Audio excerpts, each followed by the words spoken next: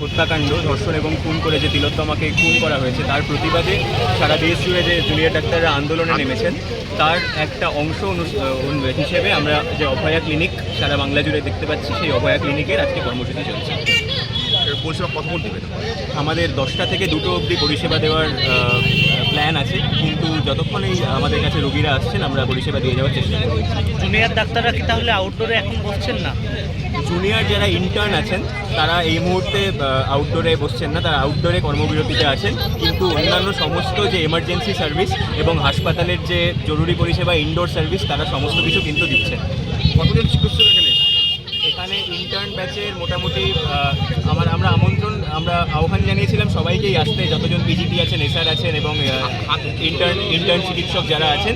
এখানে আপনারা দেখতে পাচ্ছেন অনেকেই তারা এসছেন, পিজিটিরাও এসছেন, ইন্টার্নরাও এসছেন, সমস্ত অনেক আমাদের স্টুডেন্টরাও আছেন, সমস্ত রকম চিকিৎসকরা এখানে কিন্তু আছেন। আমার নাম ডক্টর সৌমাল্য ভাদুরী, ইন্টার্ন।